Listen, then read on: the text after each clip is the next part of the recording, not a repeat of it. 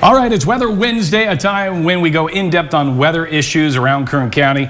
And one of the big issues that we're starting to talk about as we start to warm up is the wildfire season. And Andrew Freeborn with Kern County Fire joins me right now. And this is a topic we talk about every single year because it becomes a big issue around the state of California, especially as we start to heat up. What are you guys kind of seeing right now? Well, right now what we're seeing is we definitely benefited locally in Kern County from so much wet weather through these last months. The problem that develops because of that is we have an enormous grass crop. So all of that grass, as soon as we get a couple of weeks of dry weather, hot weather, all that grass just dries out and it dies. And so while we like all of that rain during the cooler months, we know that it's going to produce a grass crop that is more likely to see more starts because of that. And I know some of the climatologists are saying now that we could see a very active fire season. Is that kind of what you guys are seeing as well, possibly? You know, we always have to prepare like it's going to be significant, but unfortunately there's no foolproof way of knowing. But one estimate that we have to look at, one trigger point, if you will, is what kind of grass crop do we have? Is the grass very thick? Is it very continuous, or is it sparse?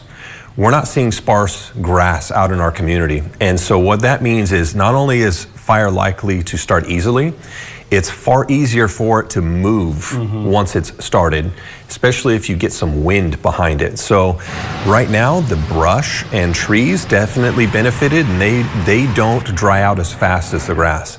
But what we're seeing is we're definitely primed for the ability to see more fires starting this year. Defensible space, something we talk about, very, very important, especially our mountain communities, but all around. Talk about the importance of defensible space, and there's actually a deadline, right, to have that done?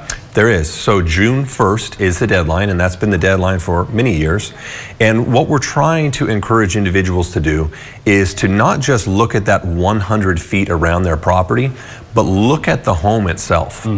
You know, when you're sitting around a campfire and the little embers pop and they come out at you. Forest fires are very similar, but those embers may travel a mile or more away. And what we're seeing is those embers will start house fires when they get under the house, when they get up in the eaves, they get into the porch. And so yes, we want to see that reduction of dry, dead vegetation around the house, but also we're encouraging individuals to take a look at the house itself. Do you have wire mesh over open eaves? Is your roof cleared of all dry needles and leaves? Are your rain gutters cleared out? Have you moved the firewood away from your home?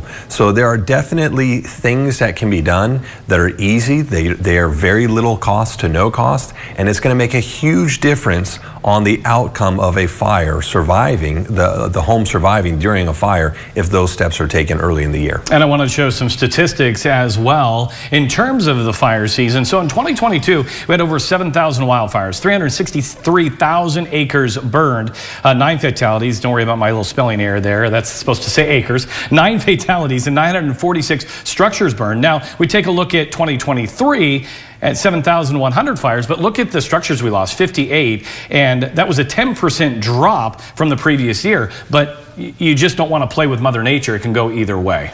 It absolutely could go either way. Just in Kern County alone, we had over 13,000 acres that were burned last year. So we definitely have the potential in Kern County to see large destructive fires. We've seen it in years past. The individuals that take the time to prepare their property, they always come out ahead of the game. So if you take the time now, you might be a little inconvenienced with your efforts right now, but you're going to be more safe if there is a fire. And I'd rather be a little bit less convenienced, you know, have some inconvenience, but be safe in the case of a fire. Thank you, Andrew, so much for coming in with us today. And now we hope that you're ready for the fire season that's just upon us. We'll be right back.